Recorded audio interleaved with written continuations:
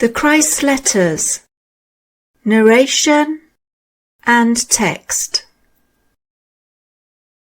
Letter 1.11, the laws of existence.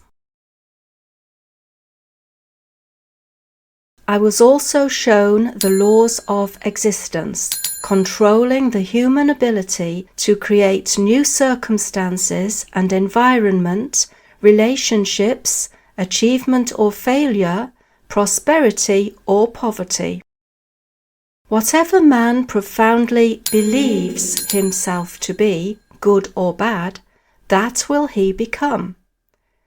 Whatever man fears others will do to him, so will they do. Whatever man hopes that others will do to him, he must first do to them, since he is then creating a consciousness pattern which will return to bless him to the extent he has blessed others. Whatever disease man dreads, so will he become prey to it, for he will have created a consciousness pattern of the very thing he least wants to experience. Whatever is sent forth from man's mind and heart returns to him in due course in some form or another. But remember that like always breeds like. Strongly emotional thoughts are consciousness seeds planted within a man's own orbit of consciousness. These will grow, bearing a like harvest for his reaping. These are the fruits of free will. There is no way that man may escape what he thinks, says, or does, for he is born of the divine creative consciousness power and is likewise creative in his imagining. Those who long for good for themselves must first give it to others. Let their very existence be a blessing to others. When such people are in harmony with all others, they are then perfectly attuned to the universal creative consciousness power, and they are brought into the flow of the Father nature, which is growth, protection, nourishment, physical, mental, spiritual, healing, fulfillment of need, within a system of law and order. How can I describe for you my inner glow, my transcendent brightness and brilliance of joy, and powerful feelings of love, which possessed and inflated my entire being with their intensity, until I cried out with the pressure within my mind and heart. It was so powerful, it seemed it would entirely dissolve my bodily form. As I received all this supreme, sublime understanding of the reality, our source of being, and the true nature of creation itself and of mankind, I was uplifted in spirit, and my body became light as air.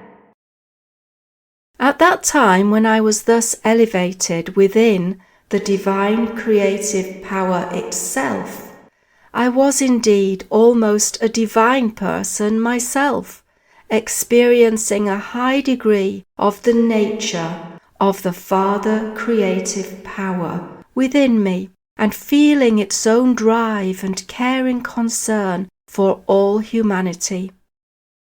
Therefore, I could later say with truth, "Only I know and have seen the Father." In that moment, how I yearned to teach, heal, comfort, uplift, feed, take away the people's pain and misery. I longed to release them from their fear of a mythical, avenging God. When I returned to tell them the truth, how I would emphasize the reality of the Father creative power, perfect love, supplying their every need. All they had to do was ask, seek, knock, and all their needs of whatever kind would be bestowed upon them.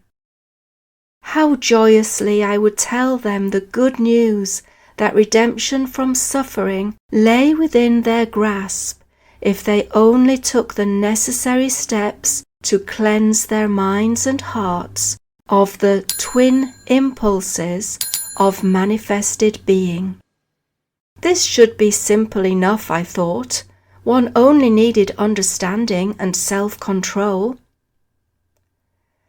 I have descended towards your vibrations to refer back to my actual state of mind during the time I was in the desert.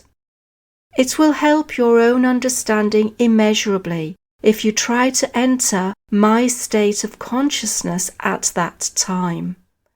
So many things, such as my works of healing and walking on water, will become clear to you. They will be seen to be a natural consequence of my new understanding of the Father creative power.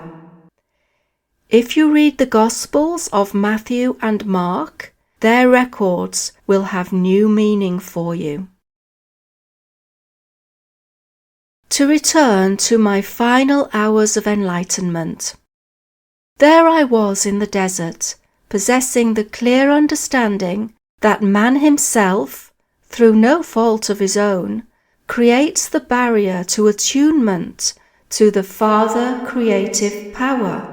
And now I was longing to hurry back and teach, heal, comfort, dry the tears of those I so greatly pitied. Yet I was reluctant to leave this hallowed place, where I had been so illumined and transformed in spirit.